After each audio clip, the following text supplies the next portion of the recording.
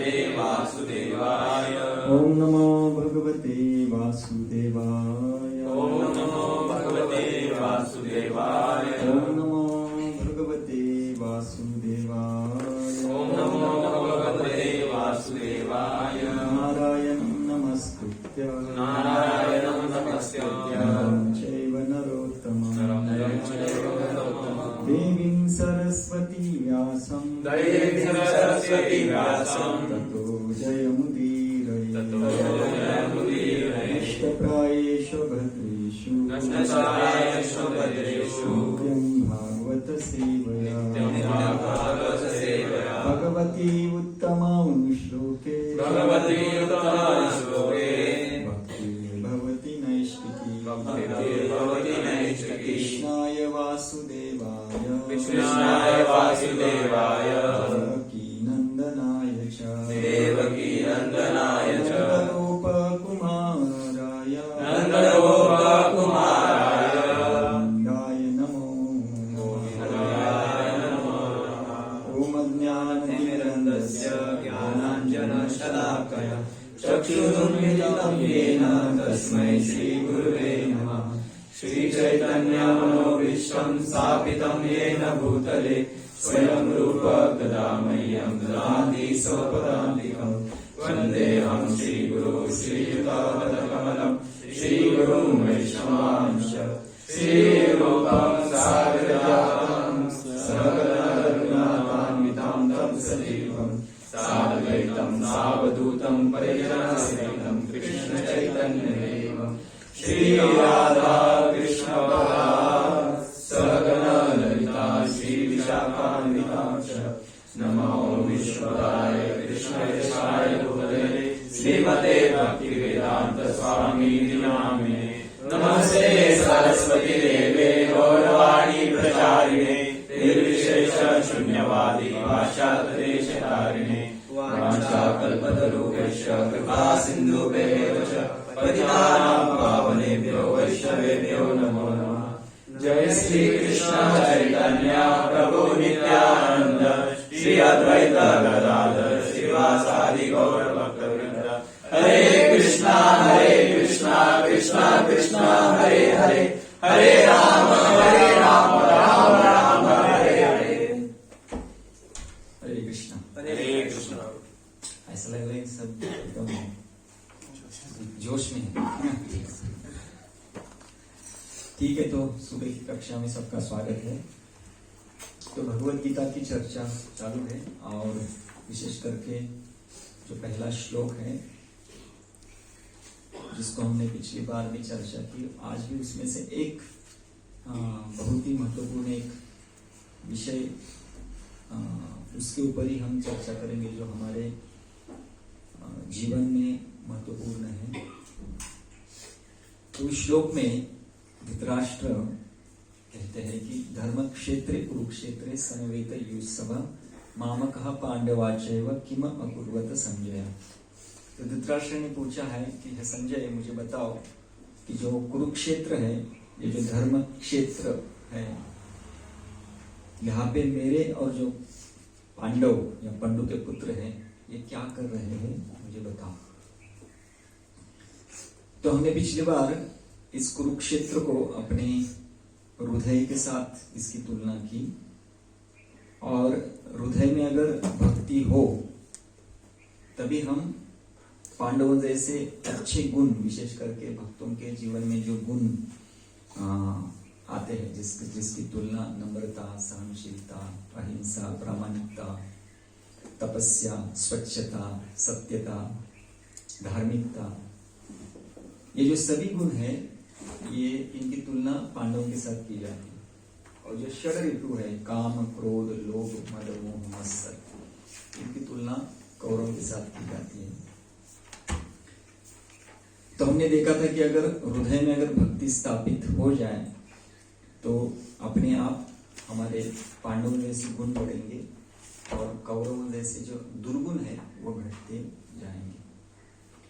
आज हम अपने इस हृदय की या इस कुरुक्षेत्र, हृदय नहीं, अपने कुरुक्षेत्र की तुलना अगर हम हमारे बाह्य करियर से करेंगे ठीक है, वही महत्वपूर्ण है ना, बाह्य करियर। क्योंकि हम यहाँ पे सभी आने का उद्देश्य हमारा क्या है, यहाँ पे इस परिस्थिति में या इस फॉर्म में आने से पहले हम पूना में आए, निगड़ी में आए, तो उद्देश्य क्या था, करियर था ना। इसका मतलब ये कि हम भक्ति में आए तो अभी करियर को भूल जाओ और भक्ति करो, ऐसा तो नहीं है। फिर भी हम भक्ति में जुड़ गए और हमारे लिए बहुत ही भाग्यशाली बात है कि हम भक्ति में आए, क्योंकि ये श्लोक हमें बताता है कि अगर हम भक्ति में नहीं आते तो क्या हमारा करियर नहीं होता क्या? करियर तो हो जाता, तो फिर भक्ति की क्या जरूरत है? क्योंकि ऐसा तो नहीं कि भक्ति बोलती है अब करियर बंद करो और सिर्फ हरे कृष्णा गाओ बस, ऐसा तो भक्ति नहीं कहती है। जो ह्यूमन बीइंग्स का जो मेन उद्देश्य था ये शरीर का, तो वो हम पूरा नहीं कर पाते, सेल्फ रियलाइजेशन। हाँ, वो तो अध्यात्म में बताते, लेकिन करियर को क्या मदद कर सकती है? करियर को भक्ति मीन्स करियर में उतार चढ़ाव आते रहते हैं, पर भक्ति हमेशा आदमी को स्टेबल रखती है। हाँ, कैसे स्टेबल रखती है? Because we are holding to Krishna. हाँ, लेकिन वो कैसे मदद करते हैं? मतलब अगर सपोज एक सिनेरियो ले, किसी को बहुत लॉस हो गया, हाँ, पर अगर उसको पता है कि ये अपना पिछले कर्म के वजह से हुआ है, तो he can justify that loss and ज्यादा रिग्रेट नहीं होता है और वो नई उमंग के साथ फिर से काम करता है। हाँ, वो तो हो गया ज्ञान, लेकिन ऐसा क्या है कि जिसके द्वारा हम ऐसी स्थिति में भी शांत रहते हैं? कृष्ण क्या करते हैं हमारे जीवन में? कृष्ण हमारे जीवन में कैसे समझ में आने कि कृष्ण हमारे जीवन में है?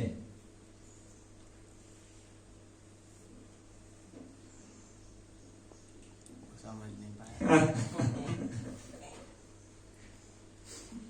कैसे समझेंगे? यस प्रभु। भगवान श्री कृष्ण हमें मदद कर रहे हैं, कैसे मदद करेंगे? और भक्ति उसके लिए है, समझ रहे हैं? ये जो जीवन है ना, मैं आपको गारंटी के साथ कह सकता हूं कि हमारे जीवन में अंत तक संघर्ष चलेगा, अंत तक। कौन से अंत? जब तक गोलक नहीं पहुंच जाते। हाँ, इन्होंने तो एकदम सुप्रीम अंत बोल दिया। लेकिन मैं इसको थोड़ा ये कर देता हूं कि जब तक हम जीवन जी रहे हैं, जब तक इस भौतिक जगत में हम हैं, तब तक हमें संघर्ष करना पड़ेगा। लेकिन शास्त्र कहता है कि हम ज्यादा दिन संघर्ष नहीं कर सकते। अगर आप शास्त्र के सिद्धांतों को अगर अच्छी तरह से समझेंगे तो हमें पता चलता है कि जीवात्मा ज्यादा दिन संघर्ष नहीं कर सकता। लेकिन शास्त्र ये भी कहता है कि ममेवांशे जीवलोके जीवभूत सनातन मनश्चानि इंद्रियाणि प्रकृति स्थानी कर्षति। जब तक इस प्रकृति में मन और इंद्रियों के साथ हम रहेंगे, हमें संघर्ष करना पड़ेगा। आप अगर पांडवों का जीवन देखेंगे, उनके साथ कृष्ण थे? क्या उनका जीवन शांति से था? नहीं। तो उनके जीवन में कृष्ण कैसे थे फिर? और उनको इतना संघर्ष करना पड़ा, ऐसा लग रहा था कि अगर हम कुरुक्षेत्र का युद्ध एक ही प्रसंग देखेंगे, ऐसे बहुत से प्रसंग है पांडवों के जीवन में, लेकिन एक प्रसंग हम देखेंगे कि कुरुक्षेत्र का युद्ध कोई भी नहीं, अगर युद्ध जब चालू था ना, तो क्योंकि हमें पता है कि पांडव जीते थे, लेकिन हमें पता नहीं चलेगा कि पांडव जीते थे, तो कोई भी नहीं कह सकता कि पांडव जीत जाएंगे, कभी नहीं। इतना संघर्ष वो कर रहे थे। और उसके पहले भगवान अर्जुन को बता रहे कि आप तो कुछ करने वाले भी नहीं है, करने वाला तो मैं हूं। करने वाले कृष्ण है, विजय भी पांडवों की है, फिर भी इतना संघर्ष। पिछली बार हम चर्चा कर रहे थे। तो कैसे समझ में आएगा संघर्ष के बिना? इसलिए ना, जिसको इस जगत में फंसना नहीं है। फंसना मतलब समझ रहे, जैसे मैं कैंप में हम बात कर रहे थे, इस जगत में 2 ही प्रकार के लोग हैं। कौन कौन से? फंसने वाले। तो इसमें अगर हमें नहीं रहना है तो हमें वास्तविकता को समझना बहुत जरूरी है। इसमें जिसको इस जगत में फंसना है ना, वो कहता है कि मेरे जीवन में संघर्ष कभी नहीं रहेगा। वो कहेगा कि मेरा जीवन ऐसा आएगा एक दिन कि आनंद ही आनंद करे, जिगड़े जिगड़े। तो ये व्यक्ति जरूर फंसेगा। और फंसाने वाले लोग हैं, मैं आपको जीवन में ऐसा समय दूंगा, उस समय पे आपके जीवन में कोई संघर्ष नहीं रहेगा, आओ मेरे साथ, ये मंत्र ले करो जब। दोनों ही मूर्ति, क्योंकि शास्त्र ऐसा नहीं कहता है। शास्त्र कहता है जब तक शरीर है, एक श्लोक निकालो, उसका अर्थ है, मैं आपको नंबर बता सकता हूं, 5.23।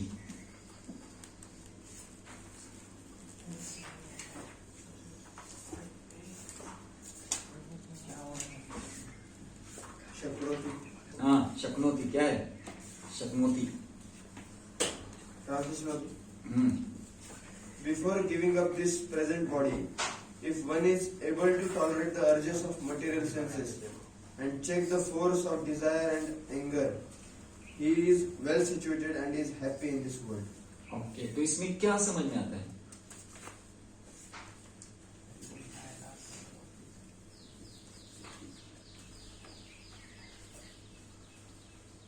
यस प्रभु, क्या समझ में आता है इसमें?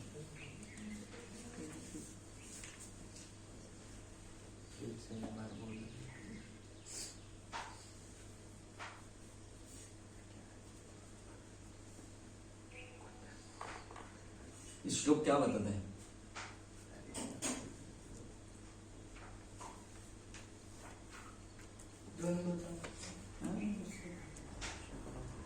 लेकिन द्वंद्व में शरीर नहीं छोड़ना है, समझ गए? शरीर छोड़ते समय भी अगर हम द्वंद्व से परे हो गए, तभी हम सुखी, मतलब वो सुखी जीवात्मा हो गए। इसका मतलब श्लोक क्या बोल रहा है कि अंत तक संघर्ष है,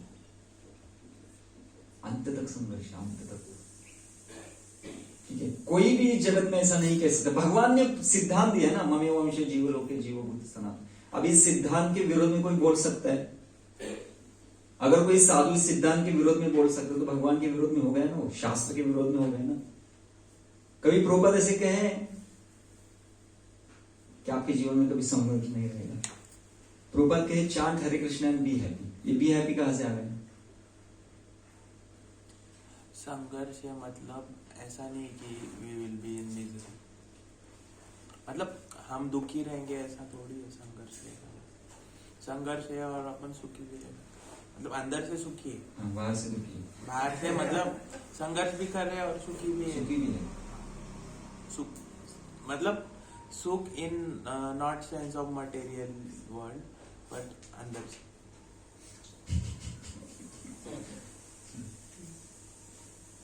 क्या बोले प्रभु? चांद हरे कृष्ण एंड बी हैप्पी। और हम बताते प्रवचनों में आपको सुनाई देगा, आप वहां पे बोलेंगे अरे प्रभु जी पिछली बार तो हमें पूरा ऐसा कहा, आप कैसे ऐसे बोल रहे हैं? ऐसा मत करो, प्रवचन में ही कहा जाता है। क्योंकि अगर हम लोगों को बोलेंगे कि जीवन बहुत ही दुखी है, संघर्ष में, तो लोग नहीं आएंगे, समझ रहे? तो सत्संग में ऐसा कहा जाता है। इसलिए एक होता है जनरल टॉक, एक होता है प्राइवेट टॉक। ये प्राइवेट टॉक चल रहा है। जनरल टॉक में लोगों को उत्साह दिया जाता है, हाँ ऐसा वैसा, ये करो वो करो, ऐसा आएगा जीवन में, सुख जरूर आएगा। लेकिन जैसे ही वो सत्यता को समझेंगे ना, तब पता चलता है नहीं, यहाँ तो सुख है ही नहीं, यहाँ तो आनंद है ही नहीं है, आनंद का जगह तो अलग है। लेकिन शुरुआत में अगर हम कुछ बोलेंगे तो लोग मानेंगे नहीं। लेकिन जब वास्तविकता को जब लोग स्वीकार करते तो कोई भी स्थिति को स्वीकार करेंगे, कोई भी स्थिति को। इसलिए जनरल टॉक में संबंध अभी गाढ़ा नहीं है, संबंध को बनाया जा रहा है, समझ रहे? लेकिन प्राइवेट टॉक में संबंध बन गया है। तो जब संबंध बनता है ना तो व्यक्ति वस्तु स्थिति को प्रकट कर सकता है, वस्तु स्थिति बता सकता है। लेकिन संबंध नहीं है तो वस्तु स्थिति को बताएगा तो पहले बोले मैं इसका क्यों सुनूं, ऐसा प्रश्न उसके दिमाग में आया, क्यों सुनूं इनका। और ये कुछ ऐसे बोल रहे दुख आएगा, अरे हमें सुख के लिए आए यहाँ पे, समझ ले। तो कौन सा जनरल टॉक है, कौन सा प्राइवेट टॉक है, समझना पड़ेगा। कभी कभी ऐसे जो मोटिवेशनल स्पीकर इस्कॉन के अंदर भी, उनके अगर टॉक 2-3 मिनट की देखेंगे तो उससे पता क्या चलता है, ये अगर अपने जीवन में पालन करेंगे तो क्या हो जाएगा, सुखी हो जाएंगे। Motivational talks are not for devotees, ये पहले समझ लो, ये डिवोटीज के लिए नहीं है। These are all general instructions, लोगों को आकर्षित करने के लिए बस। क्योंकि जब तक लोग आकर्षित नहीं होंगे और संबंध को गाढ़ा नहीं बनाएंगे तब तक हम उनको वस्तु स्थिति नहीं सिखा सकते। इसलिए एडवर्टाइज होता है, पता है। एक बार ना एक व्यक्ति उन यमराज जी के पास लेके गए और यमराज जी बोले कि आपको स्वर्ग में भी जाना है और नरक में भी जाना है, तो आप कहाँ जाना चाहते हो। तो बोले पहले नरक में जाता हूं फिर स्वर्ग में जाता हूं। लेकिन नरक में क्या है, थोड़ा सा एडवर्टाइज दिखाएंगे। तो विंडो खोल के अंदर उन्होंने दिखाया, तो क्या दिखाया पता है आपको, कुछ तो ऐसा अच्छा, कुछ थोड़ा सा कुछ तो अच्छा ऐसा दिखाया। लेकिन अंदर जाने के बाद ना उसको इतनी मार खानी पड़ी।